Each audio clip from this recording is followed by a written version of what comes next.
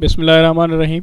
تمام ویورز کو پیغام سند ایڈمن کی طرف سے السلام علیکم دوستو، امید ہے آپ خیر خیریت سے ہوں گے اور اپنی جابس کی تیاریوں کے سلسلے میں زور و شور سے پڑھ رہے ہوں گے۔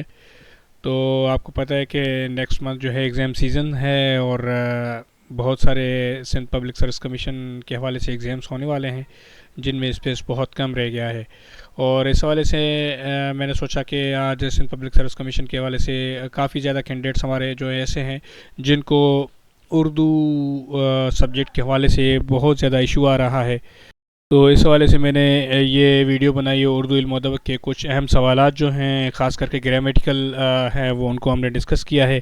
تو میں آپ کو بتاتا ہوں کہ کون کون سے اہم سوالات ہیں جن کو ہم اس ویڈیو میں پڑھیں گے تاکہ آپ مائنڈ کلیئر ہو اور آپ لوگ پڑھ سکیں۔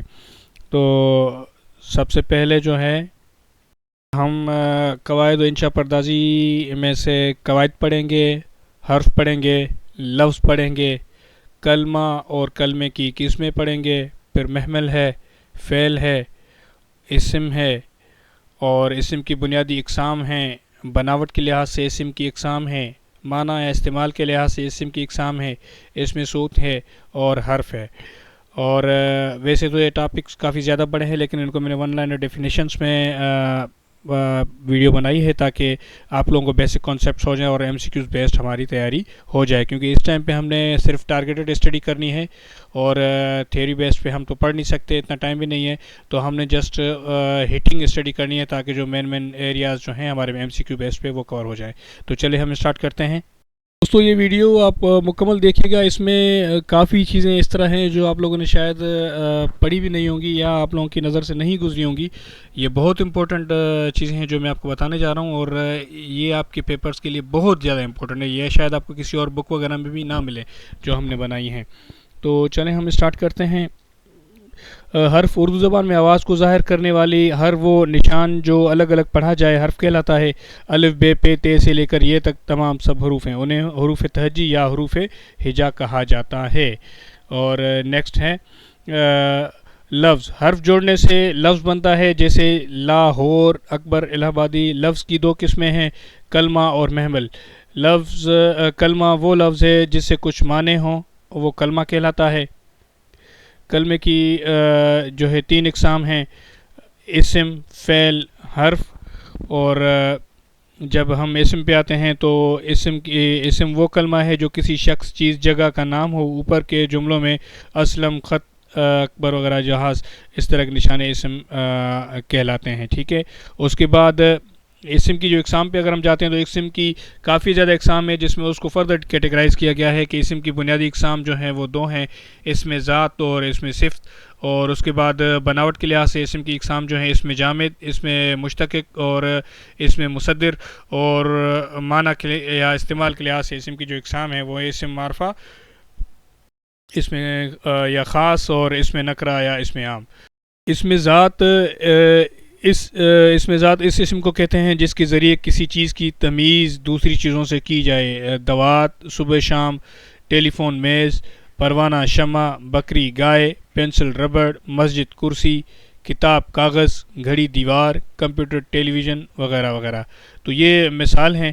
اور اس کے بعد اگر ہم آتے ہیں اس میں صفت پہ، تو اس لفظ کو کہا جاتا ہے جو کسی شخص یا چیز کی خصوصیت اور کسی شخص یا چیز کی اچھے اور برے کی وصف کو ظاہر کرے، جیسے ٹھنڈا، گرم، سرخ، بہادر، محنتی وغیرہ، وہ اس میں صفت کہلاتا ہے۔ اس میں صفت کی متعدد قسمیں ہیں، صفت ذاتی ہے، صفت تفصیلی ہے، صفت نسبتی ہے، صفت عددی ہے، صفت مقداری ہے، اور صفت مقداری معین ہے۔ تو یہ بالکل ایزی ہیں، اس کو آپ ان کی معنوں، جو الفاظ ہیں ان کی معنوں سے یہ اندازہ لگا سکتے ہیں جب آپ کے پیپر میں آئیں گے تو کہ یہ کون سی والی صفت ہے۔ اور اس کے بعد ہے اسم کی بناوٹ کے لحاظ سے اقسام جو ہیں وہ تین ہیں، اسم جامد، اسم مشتقق، اور اس کے بعد ہے اسم مصدر۔ اسم جامد ایسا اسم ہے جو نہ تو خود کسی اسم سے بنا ہے اور نہ ہی کوئی اسم اس سے بن سکے۔ جامد کے معنی ہیں ٹھوس یا جمع ہوا، اور لائک وائز میز، کرسی، پینسل، کتاب، قلم، چٹان، چاندی وغیرہ وغیرہ۔ اس کے بعد ہے اسم مشتق. اسم مشتق اسم کی ایک قسم ہے. مشتق کے معنی ہے نکلا ہوا. ایسا اسم جو کسی مصدر سے نکلا ہوا اسے اسم مشتق کہا جاتا ہے. جیسے پڑھنا سے پڑھائی پڑھے گا پڑھتا ہے. لکھنا سے لکھائی لکھے گا لکھتا ہے. کھیلنا سے کھیل کھیلے گا کھیلتا ہے. دوڑنا سے دوڑنے والا دوڑے گا یا دوڑتا ہے. اس کے بعد پھر اسم مصدر. اسم مصدر ایسا اسم ہوتا ہے جو خود تو کسی اسم سے نہیں بنتا لیکن اس سے مقررہ قاعدوں کے مطابق کئی الفاظ بنائے جا سکتے ہیں. مثلا پڑھنا سے پڑھو, دیکھنا سے دیکھو, پڑھاتا سے پڑھاؤ, بناتا سے بناوٹ, سونگنا سے سونگو وغیرہ. اسم مصدر کی بلحاظ بناوٹ ذیل اقسام ہے مصدر اصلی یا مصدر وضعی, مصدر جعلی یا مصدر مرکب. اسی طرح مصدر کی بلحاظ معنی بھی دو اقسام ہیں, مصدر لازم اور مصدر معتدی. اسم مصدر کی قسمیں اسم مصدر کی بلحاظ بناوٹ درج اقسام ہیں. اسم مصدر اصلی یا مصدر وضعی اور مصدر جعلی یا مصدر مرکب. اسی طرح مصدر کی بلحاظ معنی بھی اقسام جو ہیں دو ہیں, مصدر لازم اور مصدر متعدی. اور اس کے بعد پھر ہم اگر ان کی ڈیفینیشنز میں جائیں تو مصدر اصلی جو مصدر خاص مصدری معنوں کے لیے وضع کیے جاتے ہیں انہیں مصدر اصلی یا مصدر وضعی کہا جاتا ہے. لائک سونا, جاگنا, کھانا پینا, پڑھنا لکھنا وغیرہ. تو اس کے بعد جو ہے ایسے تمام مصادر جو دوسری زبانوں کے الفاظ کے آخر میں مصدر کی علامات نہ زیادہ کر کے یا دوسری زبانوں کے الفاظ کے بعد اردو مصدر لگا کر بنا لیے جاتے ہیں انہیں مصدر جعلی یا مصدر مرکب کہا جاتا ہے. لائک وائز تشریف لانا, فلمانا, سیر کرنا, گرمانا, کفنانا وغیرہ. اور اس کے بعد مصدر لازم جو ہے, مصدر لازم جب کسی مصدر سے بننے والا فعل اپنی تکمیل کے لیے صرف فاعل کو چاہیے تو ایسے مصدر کو مصدر لازم کہتے ہیں. مثالیں جیسے آنا جانا سونا دوڑنا وغیرہ, ان مصادر کے سے یہ جملے بنیں گے. اسلم آیا, رضوان گیا, عرفان سویا, لڑکا دوڑا.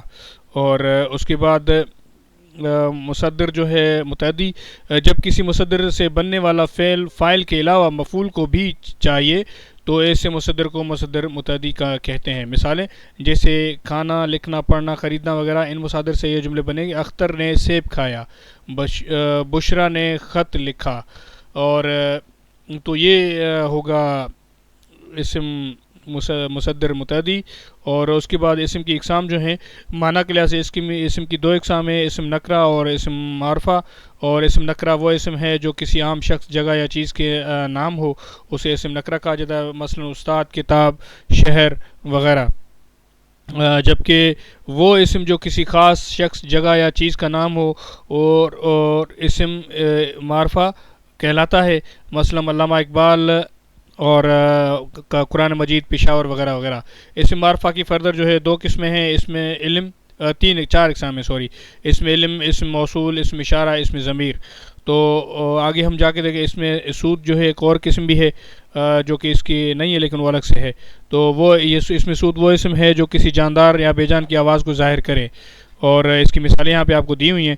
اس میں علم جو ہے, اس میں علم سے مراد وہ خاص نام ہے جو اشخاص کی پہچان کے لیے علامت کا کام دیتے ہیں جیسے قائد اعظم, شمس العلماء وغیرہ وغیرہ.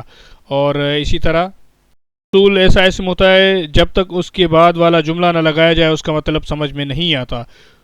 سے جو محنت کرے گا وہ پاس ہوگا, جس نے نیکی کا کام کیا اس نے پھل پایا. اور ان جملوں میں جس اور جو اسم موصول ہیں. اور اس کے بعد ہے اسم اشارہ. یہ ایسا اسم ہوتا ہے جس سے جو کسی شخص یا چیز کی طرف اشارہ کر کے بولا جائے. جیسے یہ قلم اکرم کا ہے, وہ کتاب میری ہے. ان جملوں میں یہ اور وہ اشارہ کرتے ہیں, اس کو اس میں اشارہ بولیں گے. اس کے بعد اس میں ضمیر. یہ ایسا اسم ہوتا ہے جو کسی دوسرے اسم کی جگہ پر بولا جاتا ہے. جیسے اسلم محنتی لڑکا ہے, وہ باقاعدہ اسکول جاتا ہے, اسے تمام اساتذہ سے پیار ہے. ان جملوں میں وہ اور اسے دونوں اس میں ضمیر ہیں کیونکہ یہ اسلم کی جگہ استعمال ہوئے ہیں. اور اس کے بعد ہے فعل. فعل وہ کلمہ ہے جس میں کسی کام کا کرنا, ہونا, سہنا یا زمانے کے ساتھ پایا جائے.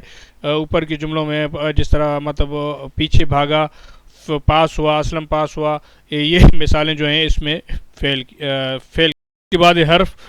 وہ کلمہ جو نہ اسم ہو نہ فعل ہو اور نہ اس کے کوئی معنی ہوں بلکہ دوسرے کلموں کو آپس میں ملاتا ہو.